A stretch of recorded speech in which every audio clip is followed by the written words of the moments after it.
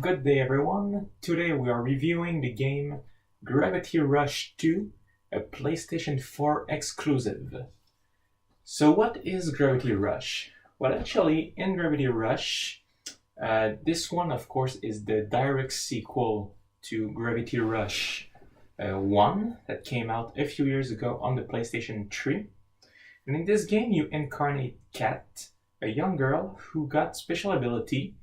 Actually, she is what you call a gravity shifter, which means she can shift her own gravity uh, to fall in the direction she wants. For example, if I shift the gravity toward the roof, I will fall toward the roof. I will be able to walk on it, to jump, to do all sorts of things, heads down, and that is the direction I will fall all the time. So it's a little bit like flying or levitating, as you can of course stand still in the air. But from a physics point of view, you are not flying, you are falling. But that's a detail. It doesn't really matter. You don't need necessarily to play the first game to enjoy Gravity Rush 2. But it would help you to better understand the story, as it is really related to the first one, but you can still have fun even without playing the first game. So the story of Gravity Rush 2. Well, at the end of the first game, something happens and Kat gets lost far away from her home city. And in this game, she's trying to make her way back with the help of the people she meets. The main story is honestly hard to really define. It's kind of three different stories that have more or so a link between each other. And, it all comes to a conclusion at one point. But it's not a really great story. It's not a game you buy to play the story. Don't expect something amazing, even though it's a Japanese game. But the gameplay itself, that's where the fun starts. The most fun you will have in this game is flying around towns, collecting crystals that helps you improve your powers, and just going everywhere, over the building, under the buildings, searching in all small places you can think of and collecting those crystals. Sometimes there are so many that you go right, then you go left, and you just lose track of all of them. And it's not boring, the fact that sometimes you lose track of the crystals you saw because you want to collect more. It's more of a funny frustration, because then you're searching like crazy. Oh, where were those crystals already? And that's really cool. And of course, the gravity shifting power, where you just go everywhere all the time, it's a little bit dizzying at first, but once you get the hang of it, it really is cool. It really is the best part of the game. That also works for combat, and it really makes a good use of those powers, because most enemies will be flying in the air, so you have to really handle the gravity power to get close to them and then beat them. And what else? So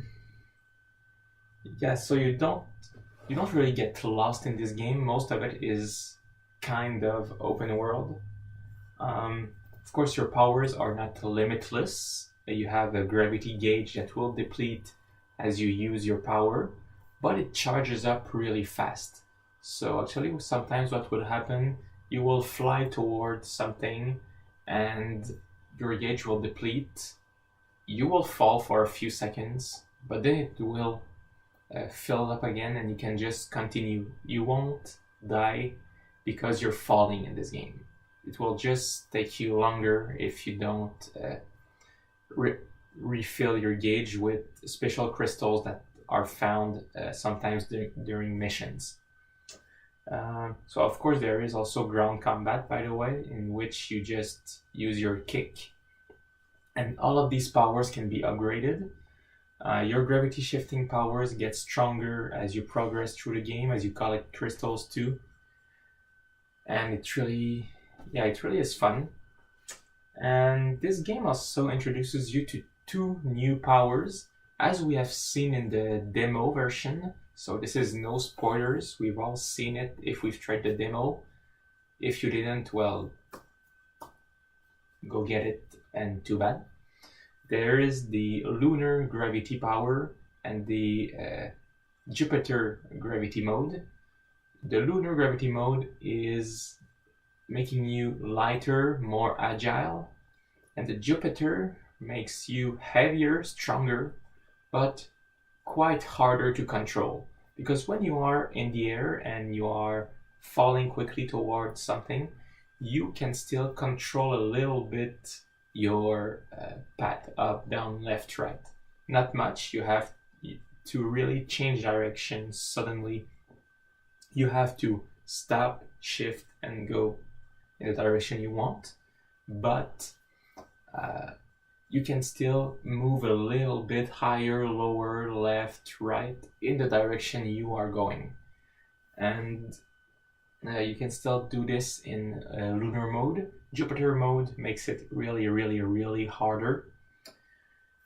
And of course, there are things I didn't like about this game. I mean, I talk of it like it's a 10 out of 10, but it's not. First thing is the camera. You can control the camera, but when you move too much, you easily lose track of what's up, down, left, right. That's alright if you are in an open space, outside with the sky and everything. If you're not sure which direction is where, you just cancel all your powers and you will fall to the real down. So that's okay for that. But when you get into tight spaces, really small, closed spaces, this is where it hurts, because you already don't really know in which directions everything's happening. The camera will sometimes get stuck on a wall, difficultly showing you, or behind an object, so you don't know what's going on. You always have to cancel the gravity shifting to understand where you are. So that's really a bummer. And personally, I also didn't really like the Jupiter gravity mode, mostly because since you cannot control what you're doing at all, it really makes it harder to move, even in fights. And it can be useful because you are stronger. I understand the point of trying this, and I'm glad that Sony Entertainment and the Japan studio, actually, who published this game, tried it. That's all right. But personally, I didn't like it, and even more in those tight spaces where you already have trouble finding your ways and knowing where you are.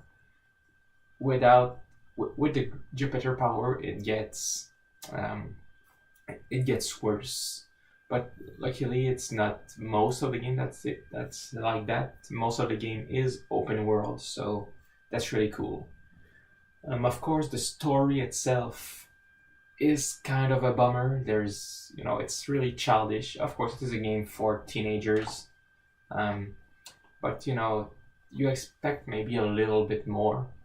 Like I said, the real fun is just flying through the city and searching for crystals. By the way, there is a first-person view mode that you have to try. It's really cool to actually really fly through the city in first person, especially if you have a really, really big TV.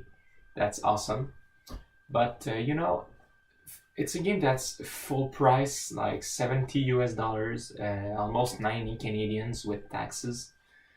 And even though I believe this is too much money for what the game is, but I still cannot bring myself to hate this game, because the gameplay is so cool. It's really fun to fly through these cities. The graphics are a little bit cartoonish, which makes it, special. And personally, I mean, with everything considered, this game, I believe, is a 6.5 out of 10. It is not a great game.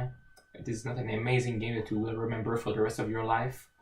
If you consider buying it, what I suggest you, if you didn't try the first Gravity Rush, find it on the PlayStation Store. It's probably quite cheap.